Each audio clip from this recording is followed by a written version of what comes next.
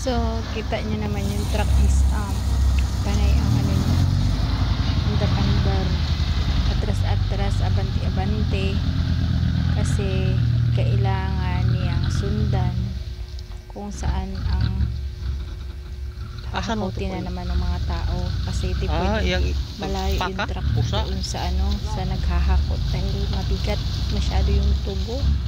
Oo, so kailangan malapit yung truck sa tumpok-tumpok ng ano, tubo. So nakikita niyo naman yung ano, tumpok-tumpok, di ba? Ayan yung medyo ma-dark ng konti. Yan yung mga tumpok-tumpok.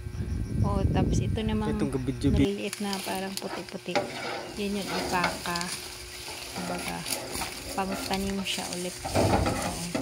Sa mga parte na medyo kunti lang siya or bagong tataniman. So ayan, tingnan nyo naman kung galing nilang mag step by step,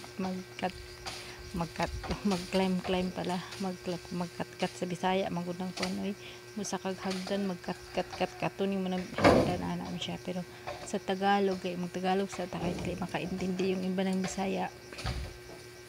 Ayan, so ang galing nilang ayan, bumaba oh, parang sinasayaw-sayaw lang ha. Diba? So ayan, galing nilang mag-ano. So may nagpapaiwan dyan na ano, taga putol-putol ng tubo sa truck, kasi ang reason niyan is kailangan siyang masiksik-liglig. Oo, para yung tubo hindi siya magkanda hulog-hulog kung sa daan ay maraming bundok o kay mabato, hindi siya madaling madali siyang mahulog. Oo, so kailangan siyang isiksik ng husto o kaya pinapuputol-putol nung dalawa sa taas. Ganun. So kita niyo naman kung gaano kadami, diba, ng isang ano nila, sa hakot.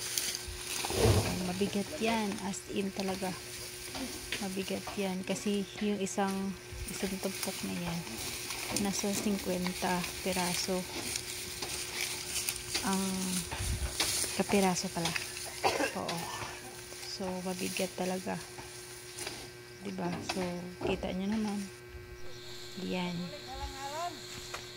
So itong party na to is puno na siya. Anyway, pangalawang truck na pala to. Puno na siya, malapit na siyang malapit na siyang aalis.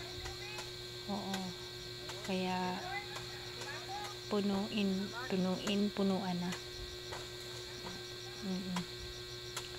So ganun ang ano, hanap buhay dito sa amin. Maato na ko rin, gamay yung laman rin. Tubo. Wala pa yung alas 2, maato na at mais.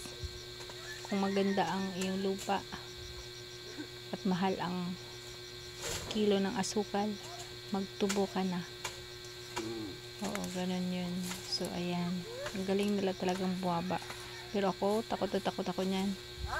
So guys, ang sasakyan ng tubo,